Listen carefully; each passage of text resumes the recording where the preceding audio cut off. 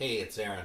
So we're gonna do some new arrivals today because it's kind of been a while, and they've actually really stacked up. I didn't really even realize it because I haven't gone like any big binges. It's just been sort of one or two here and there, but that's how it goes. I got a couple little things first, though. So first of all, of course, I got some soda going on, right? And this time I have, I don't even know what fucking brand this is. Rocket Fizz all natural chocolate soda. I actually balked at this a little bit because that looks so like Godiva chocolate that I kind of wasn't quite sure what I wanted to do with it. And you know, it's made with real cocoa. But the hell with it, let's give it a shot. It actually took like a month for me to be in the mood for this, but I'm feeling adventurous today. The bacon one might take even longer. I got one of those in there too. Yeah. But... Oh yeah, I forgot to tell you where this is made. That's like as much part of the shtick as fucking saying, oh, this is bottled in blah, blah, blah, as saying, oh, shit, I forgot, because I always forget in every single video. So, let's see, 170 calories. So I don't drink this shit when I'm making videos. Alright, Camarillo, California. By the Rocket Fizz Soda Pop and Candy Shops, LLC. It's a P.O. box. And it does have cane sugar and spring water. So, here we go. Let's see if it's any good.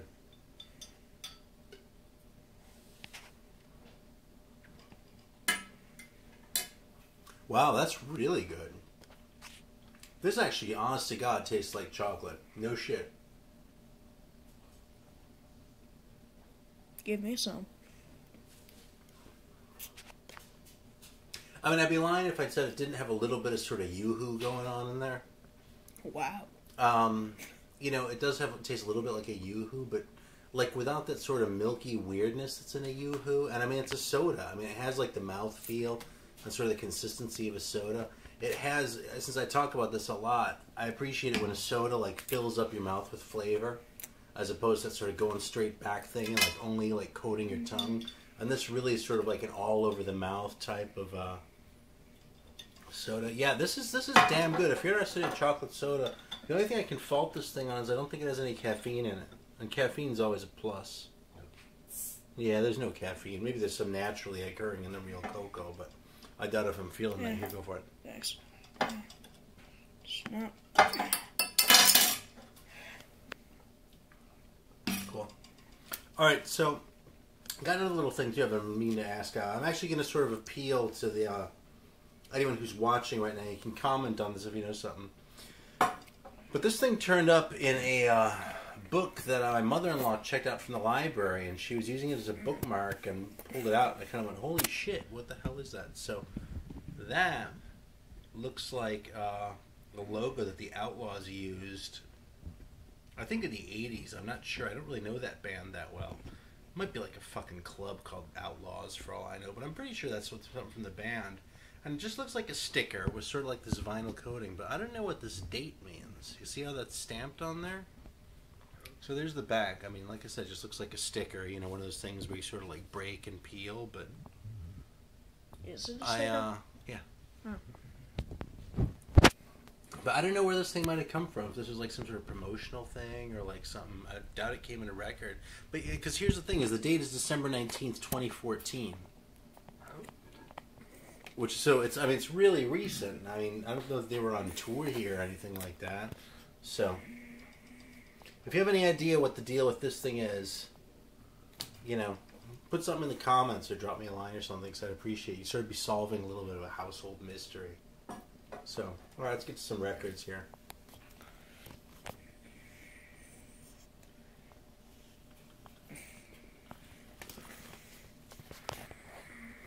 You're probably going to get pissed off because I don't have a whole lot of metal this time. I do have some metal though, and I'll go ahead and start with it and needle drop it, and I'll let it run while I'm talking about the other shit, so... Oh shit, hold on. That's actually not a new arrival that I've had for a while, so let me stick that there. Mibber was asking about that thing. These are new arrivals though, and you know, some of you may know I love French metal. I'm a pretty huge fan of it. So, I was pretty happy to see a reissue of this, because originals of this go for big piles of cash. So, this is the Venian record. Or, I don't know, Venet, maybe, I don't know. So, I'm going to go ahead and needle drop this. This is actually an EP, it's 4 songs. It was a private press. They are from somewhere in the south of France, I'm pretty sure. I should probably check. But, yeah, this is a really cool record. I'd heard it before. It uses major keys, which is something you don't hear very often in metal that's actually heavy. So this, that kind of lightens it. But overall, it's still a pretty rockin' record. It's not like all sort of weak and shit because of that.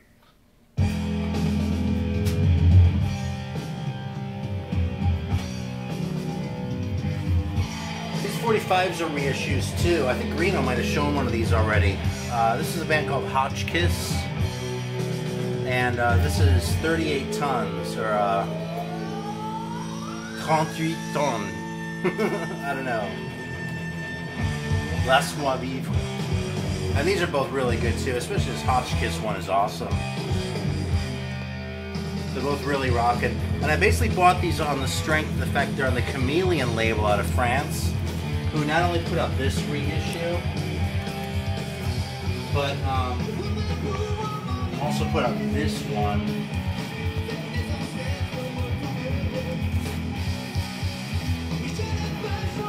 Yeah, this overall record, which is another like French rarity that, you know, originals, I think it was a 500 run. Originals go for big piles of cash. So as an expression of my gratitude to Chameleon Records for reissuing this and then that one, I just pulled the fucking trigger right away on the 45s too. And I wasn't disappointed. I might do another feature on like other French metal. I already did that one about Devil's Records, but there's a bunch of private stuff and some other stuff that's on other labels here and there. So, all right. So after that last Milo Fine video I did, I actually emailed the guy and got the rest of the vinyl from him that I didn't already have.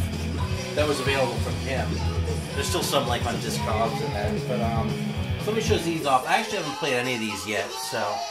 This is all like free jazz shit, and relatively late for me, but it's awesome they're still doing new stuff. It's like electronic piano and electronics, voice, and Acme whistle. That's like a lineup that I like. The Sound Carvings, though, 300 run from 2009. This is a split with Paul Metzger, with whom I'm not familiar with, to play on. Kind of a cool looking cover though. We showed this off just so it looks cool. You can see it has like this thin paper thing going on. You know, it's funny actually because I've been collecting records for long enough that given this is like within the last 5 years release, I can tell this is one of those sort of creative things where they didn't want to get covers printed because it's expensive. I don't take that the wrong way because I don't blame them one bit, but that's a way to keep the costs down. Whereas you go to one like this from the early 80s. What year is this? Ah, fuck it. It's an early 80s release, I'm pretty sure. You know, it's still cheaper to print covers, so. Looking forward to hearing this one, though. This one's actually a late 70s one, I believe, on the Hat Hut label. Yeah, 78. What's it called? The constant extension of inescapable tradition. And this is a 91 release. It just came like this with no cover. So it's still sealed. Anyway, I mean, I'm even talking about these just because, again, I think Milo Fine is fucking fantastic. So if you get a chance to listen to some, do so. Alright, I found this one not too long ago. This is the Commodores. This is their third record. I got the first two. Played the first one first. Fucking loved it, right? Machine Gun is awesome. Listened to the second one, thought it was great. Put this one on. This one is mostly good. But on this one you can kind of start to hear where the Commodores went and kind of what they became. And I don't really have anything bad to say about this record. If I had never heard like the later shitty Commodores stuff, this probably wouldn't bother me. But there are a couple songs on here that are kind of like ballads, or it's like, oh man. That makes me think of like 1980 Commodores, and you know, this is 75, I think, so it's still pretty good. If you can get this cheap, I definitely recommend you grab it, but the first one's just fucking classic, and this one is, well, this one's just good, like really good. This is awesome. This is the second Earth, Wind & Fire record, sort of continuing off my funk kick. This is a weird update anyway, because I'm all over the place. It doesn't happen to me very often that, like, I go through, like, I've listened to a whole bunch of different shit. Usually it's like I get on one kick or another kick, I listen to a lot of metal or I listen to a lot of funk or something. But I sort of went through a little phase here, I was just listening to a bunch of different shit, like the metal and the funk and reggae, which we'll get to. And some free jazz too, actually, which we'll also get to, beyond my little fine. So anyway, this is their second record. That's funny. The Need of Love.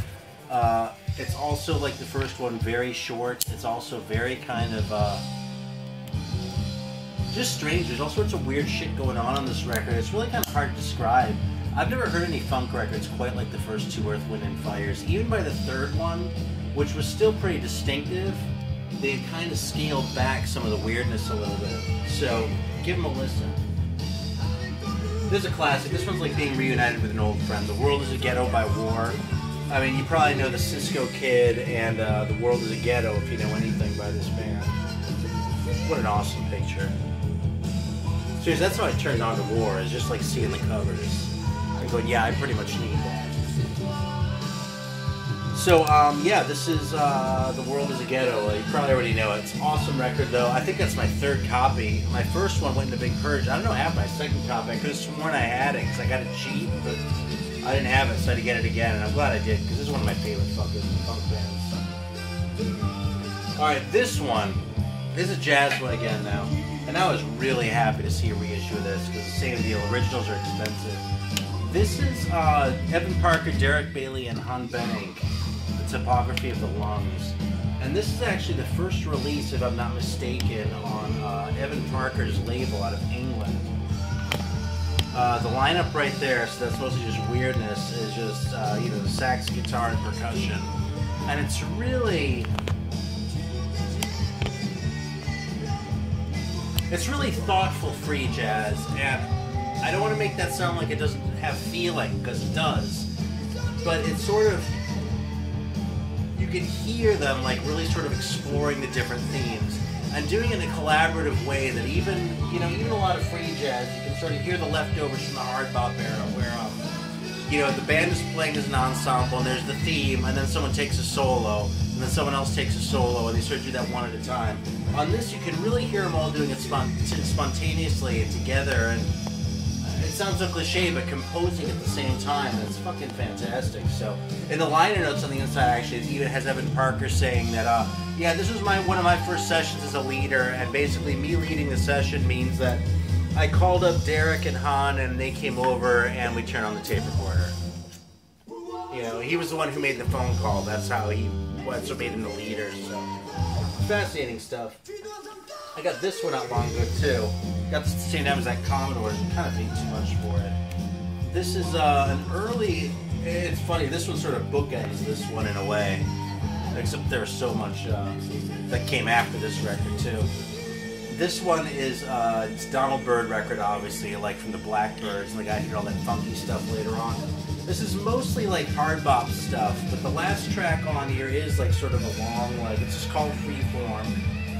And I mean, it's obviously not the greatest record of all time, but it is interesting because this record is like 1960 or something like that. And it really predates when free jazz had come into his own. And it's sort of an experiment by a guy who wasn't really a free jazz guy, but who sort of wanted to give it a try. And from that standpoint, cool record. Got this one under the influence of Scott Waters. Spencer's getting over a cough, by the way. You're going to hear all this hacking on the thing. Fucking tail end's been hanging on for a long time, but he's better. Thanks for asking. He was worse last week, man. You should have seen. Anyway, this is Beating the Odds. This is the third Molly Hatchet record. I went on a very brief Molly Hatchet kick a couple weeks ago, actually, where I listened to the first two, was freaking out and needed more. So I actually went out looking for whatever I could find by them, and this was it that day. I didn't like this one as much as the first two, I have to say, and a big part of it was the singer. But, what can I say, though? I mean, it's not an expensive record. It's pretty enjoyable. You see one of these kicking on for $1, and you might grab it. This one, this is another weird one, actually. This is Mahogany Brain. I don't know if you can see that. This is another reissue. Oh, shit. plain black cover here with the gatefold. This is like a French, like, sort of experimental band. I'm trying to think what to say about them without sounding like I'm just sort of saying the same shit that I would have said about Sparrefanko in my last video. But the fact is, these guys, I mean, they really kind of have a Velvets thing going on, except it's like even more. It's like the Velvets, but less song based. You know, maybe a little bit more of the Fugs going on. They actually kind of remind me of that Japanese band, Les Rallies Dénudés, or whatever they're called.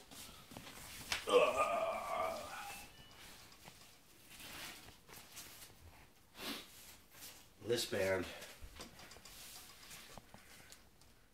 which is also sort of velvetsy shit. I have like 3 records by these guys, all reissues, of course. So, yeah, it's some cool shit. Let me put on some more music here, because I'm taking my chances with CD Baby and their ownership of everything, including me, Scott. We're just gonna bust something out. Here, oh, fire up that fucking iron hawk is what I'll do.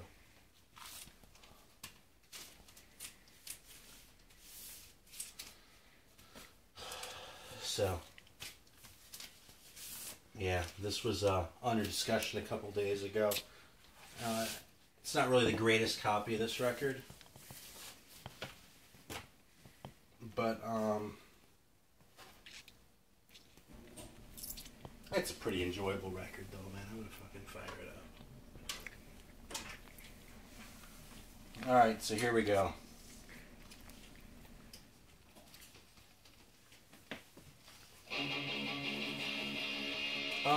I actually got this one a couple months ago, but I think I forgot to show it in a thing. This is a second Dust record.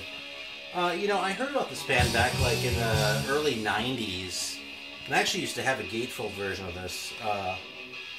But I was really crazy about them, and for some reason I let this one go. I kept the first one. It just seemed kind of arbitrary because I kind of was equally lukewarm on both of them. I've come around on them though. This is a pretty good record, and I've actually since heard this one's considered better than the first one. It's pretty close, but this one for my money is a little bit more rockin' than the other one. I'd say give them both a listen. I wouldn't say shell out a shitload of money. I think I spent like $10 on this. There's some like 2-in-1 reissue that came out not long ago, and I kind of hate those. So.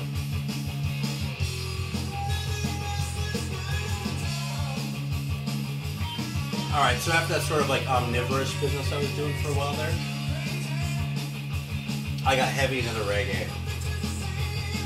And that's pretty much what's left here. And it's actually not a shit ton.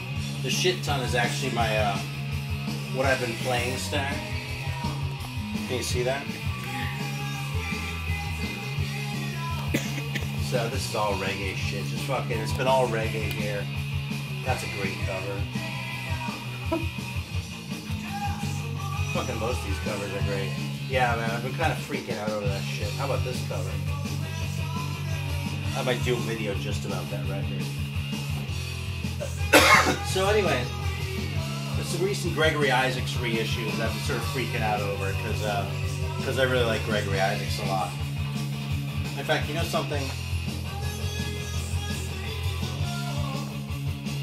Gregory Isaacs, in a way, is to me what Bob Marley should be. Because Bob Marley got so much push from the whole, you know, the whole island thing and the whole deal where they marketed where they were marketing the reggae as if it were rock to get the hippies to buy it and shit, and successfully. I mean, he was wildly successful. But it kind of took Bob Marley out of the context and made him this sort of like disembodied thing all by himself. And I think it's kind of a shame, really, because I think that the music's good, but it's so played, it's hard to just like enjoy it on its own terms. I mean, who the fuck needs to hear, you know, War or Three Little Birds ever again? I mean, I really like those songs, but man, I don't own them anymore. And I probably never will, just as I can't imagine sitting here and putting them on my own record player, you know, when I can hear them on a fucking kids show, you know? I mean, I'm not kidding either. They use Three Little Birds on one of those. Anyway, so there's a new reissue of Soon Forward. This is just really nice, like, roots reggae. Sort of a little bit of a lover's rock thing going on, but it is kind of conscious. It's just really good, though. Just really good, like, enjoyable roots reggae. Really kind of good beginner's reggae, really. This record I probably like even better, although it's close. This is Cool Ruler. And again, these are all recent reissues. These just came out. This one's about a year old. This is his very first record, if I'm not mistaken, on the Sunspot label. Gregory Isaacs in person. And this one, actually, I was really stoked to see, because these things, Cool Ruler and Soon Forward have kind of gone in and out of print over the years, but this one's been hard to find. So this is the dub album, Slum. And it's just a solid, like, dub set. I mean, of course, I've read this right next to it, and that kind of puts it into context. This is one of the greatest fucking records ever right here. This is fucking fantastic. Like, if you like the early Upsetter shit at all, like, fucking just any of it, man. Like, Clint Eastwood Returns, or Clint Eastwood, or Return of Django, or any of that shit. This is along those lines, only it's funkier and weirder. The story about this one, supposedly, is that the record, The Good, the Bad, and the Ugly, that's out there and gets a bunch of money on Trojan Records out of England, he kind of wasn't as involved in as he wanted to be. Supposedly he wasn't involved at all, but I don't know how they could have made the record in that case. So he released his own version, Jamaica, and called it, like, The Good, the Bad, and the Upsetters, and it was just completely different shit on it. And supposedly he even used the same covers, and just, like, pasted his own, like, track list over the original one on the record, so it's pretty good, this Iron Hawk record, isn't it? Got this one. This is a Ross Michael record, basically, as Dawa. A little bit ponderous, actually. I love Ross Michael. I'm a big fan. But this record isn't the one that I would steer you towards the starter. It's a cool piece, though. And then finally, another reissue I was really happy about. This is Visions of Dennis Brown. It's another late 70s solid roots record. It's funny, I listened to all this dub shit. I was showing off these roots ones, so that's the way it goes, I guess. New arrivals, right? There's actually more shit coming, and actually some metal coming. And I feel like I'm forgetting something. But this video's probably long enough. So,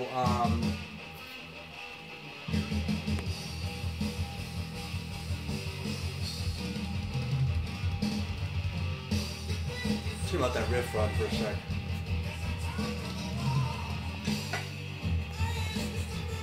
It's funny, I'm sure these new arrivals, what I'm really doing is proselytizing for fucking Iron Hawk. And this one, like, if you're watching this and you're a metal guy, and you haven't grabbed that, where the fuck is it now? Oh, I can't even fucking find it. Where did I put that Venom record? Yeah, right here.